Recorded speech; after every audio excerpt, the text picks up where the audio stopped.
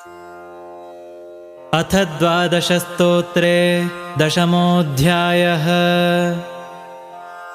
अवनश्रीपतिरप्रतिरधिकेशादिभवादे करुणापूर्णवरप्रदचरितं ज्ञापय मे ते।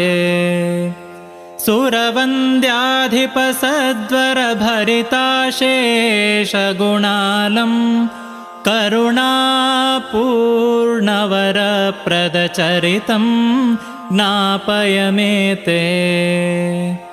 सकलध्वान्तविनाशकपरमानन्दसुधाहो करुणापूर्णवरप्रदचरितं ज्ञापय मे ते।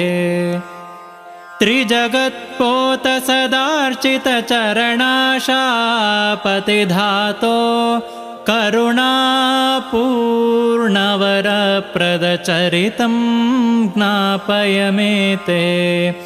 त्रिगुणातीतविधारकपरितो देहि सुभक्तिं करुणापूर्णवरप्रदचरितं ज्ञापय मे ते। शरणं कारणभावनभवमेतात सदालं करुणापूर्णवरप्रदचरितं ज्ञापय मे ते। मरणप्राणदपालकजगदीशावसुभक्तिं करुणापूर्णवरप्रदचरितं ज्ञापय मे ते।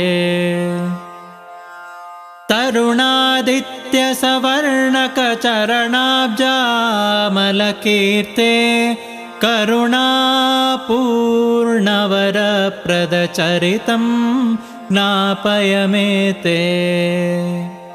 सलिलप्रोत्थसरागकमणिवर्णोच्चनखादे करुणापूर्णवरप्रदचरितं ज्ञापय मे ते। खजतूणीनिभपावनवरजङ्घामितशक्ते करुणापूर्णवरप्रदचरितं ज्ञापय मे ते। इभहस्तप्रभशोभनपरमोरुस्थरमाले करुणापूर्णवरप्रदचरितं ज्ञापय मे ते।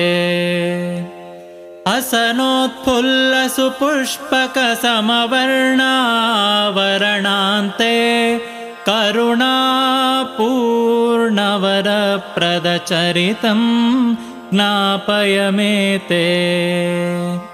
शतमोदोद्भवसुन्दरवरपद्मोत्थितनाभे करुणापूर्णवरप्रदचरितं ज्ञापय मे ते।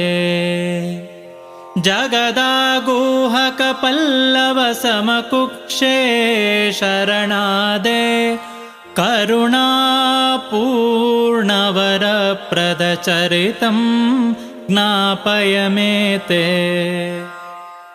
जगदम्बामलसुन्दरगृहवक्षोवरयोगिन् करुणापूर्णवरप्रदचरितं ज्ञापय मे ते।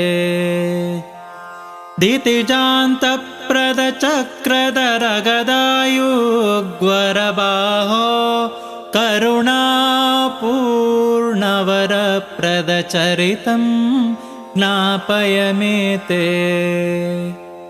परमज्ञानमहानिधिवदनश्रीरमणेन्दो करुणापूर्णवरप्रदचरितं ज्ञापय मे ते।